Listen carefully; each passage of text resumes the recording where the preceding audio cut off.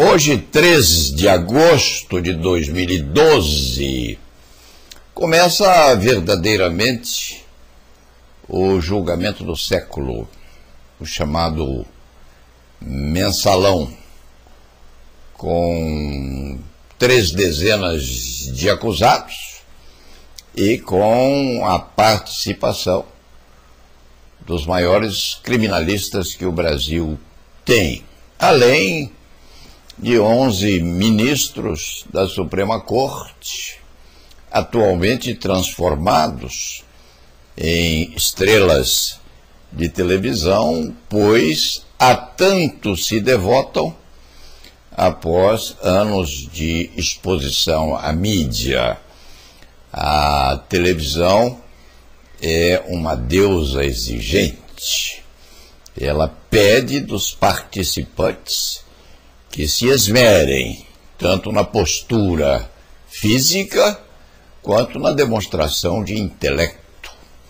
É assim que o ser humano se põe na comunidade. Na comunidade e, às vezes, para ele próprio, ao espelho, como no famosíssimo trabalho chamado Retrato de Dorian Gray. Quando o homem não pode, não deve ou não quer se expor publicamente a terceiros, às vezes ele se arremeda no próprio espelho, que também já serviu de palco aquele episódio de Branca de Neve e a Rainha Má. A rainha indaga ao espelho: espelho meu, existe no mundo alguma mulher mais bonita do que eu? O espelho responde: sim, rainha, é Branca de Neve. Nenhum participante, portanto, quer ser a Rainha Má. Todos se esmeram na conceituação biopsíquica de Branca de Neve, até que algum dos partícipes se desequilibre. Nesse meio tempo, vira de Branca de Neve a bruxa, aquela que atrai os olhares sensórios de todos. De qualquer forma, ao advogado comentarista ou não, é proibida a intromissão no mérito da defesa de colegas. Fica-se com água na boca, mas o estatuto, mesmo esgarçado, é proibitivo nesse sentido. Deixe-se, assim, de qualquer mistura ou intromissão no comportamento dos excelentes advogados criminais postos hoje em Brasília na disputa entre acusação e defesa. Apenas um comentário lateral. Alguns meses atrás, este comentarista ou cronista se comunicou com um presidente do Supremo Tribunal Federal a saber por que junto à tribuna da Suprema Corte não há uma cadeira. A cadeira é feita para que alguém tome assento.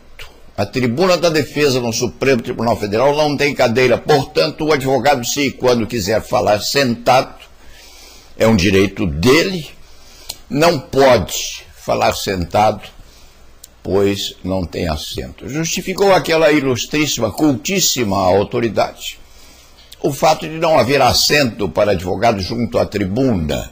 Na verdade, a criatura que modulou ou que propôs aquele plenário se esqueceu de que advogado, na medida em que é igual a juiz e a procurador da República, deve tomar assento em igualdade de condições. Ficam os advogados sentados à plateia.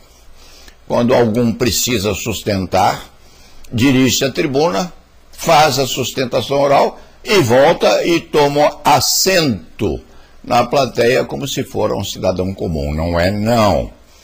É um profissional becado, com proteção estatutária, e deveria lembrar ao Supremo Tribunal Federal, à Suprema Corte, todos os intervenientes advogados deveriam lembrar ao presidente do Supremo Tribunal Federal que advogado fala sentado, se quiser. Se quando este advogado estivesse lá, exigiria do presidente do Supremo Tribunal Federal que lhe pusesse uma cadeira, um assento, no local adequado para que pudesse comunicar-se com o Supremo Tribunal Federal sentado, se e quando quisesse. Os companheiros poderiam pensar nisso. Ministro-presidente do Supremo Tribunal Federal, estes advogados, quando estiverem à tribuna, querem tomar assento. Não podem todos estar sentados, porque são 30 e poucos, mas enquanto estivessem perorando ou expondo seus pontos de vista, querem falar sentados, se e quando o quiserem. É uma pena que os companheiros não hajam pensado nisto. Dentro desse contexto, embora não intrometido no mérito da contenda, que realmente é soturno e terrivelmente sofisticado, deixe este velho cronista da advocacia criminal seus companheiros a lembrança. Um dos advogados criminais excelsos pode querer falar sentado.